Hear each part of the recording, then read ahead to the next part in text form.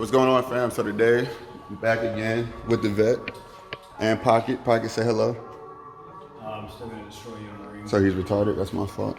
I mean, not retarded, he's special needs. Hashtag 2019. So today, I'm doing my sway bars. And the sway bars that I went with is the Johnny O'Connell's. So these are a 35 millimeter front bar, and the rear bar is 1 inch in diameter, I believe. And it comes with adjustable sway bar end links and the bushing is needed. So we are going to start in the rear first. So let's get it.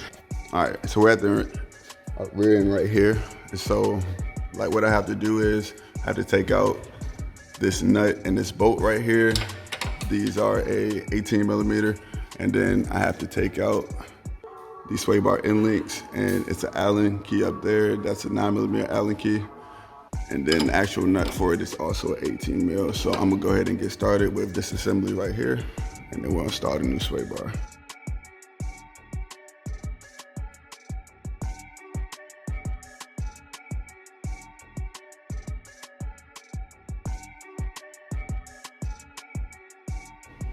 All right, so I got the old rear sway out. So all I'm gonna do is I'm gonna install my new bushings here on this sway bar, like so. I'm gonna take my old sway bar mounts, pop those on this, and to start off with, I'm just gonna set my adjustable end links at the same length as the OEM ones, and then dial it in from there, because the reason why you go with adjustable links is so you can adjust preload on the sway bar. Another thing to mention, and with the Johnny O'Connell's, the rear bar is adjustable. So the closest inward is the softest setting, and the closest outward is the stiffest setting. So I'm gonna run it right in the middle and see how that feels, then I'll tune from there. So I'm gonna go ahead and throw this little setup together and then commence with the install. And we're back. So you have to use grease on the inside of these bushings, because when you put these on, if you don't use grease, then they'll squeak and you'll have all types of noises, and then the sway bar will wear out the inside of your bushing a lot quicker. So this kit actually did come with grease right here, and this grease is to keep these nice and lubricated. So I'm gonna go ahead and grease this up, and then we'll commence with the install.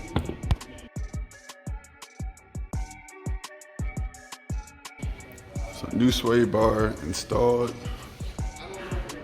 So I really like that yellow, it looks good, but the quality and fitment of this is just so much nicer. Like these sway bar end links, man, these are like super, super good quality. I like that way better than the stuff I had on it before.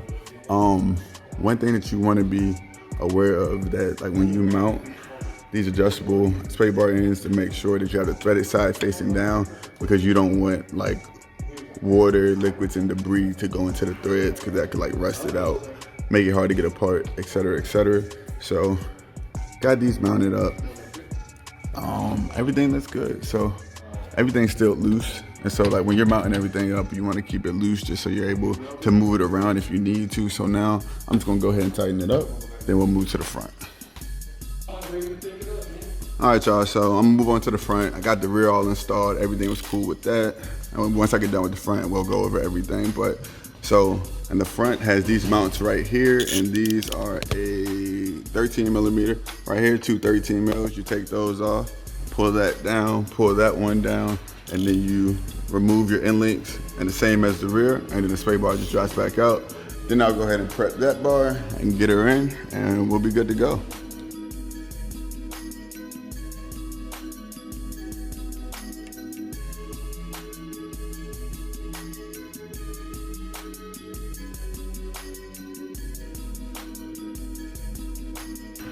All right, y'all, got the front sway bar on.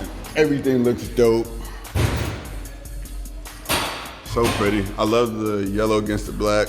Super aggressive with the purple and the dyed steering part. I know it's not about looks, but god damn it, you gotta appreciate it.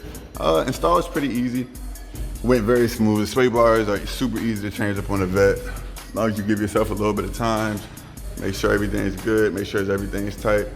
Honestly, I think the biggest thing to even worry about is just double checking to make sure you have everything tight, because there's so many little parts you gotta bolt back up that it can be easy to forget. But I'll get back to you guys with a full review on how everything feels.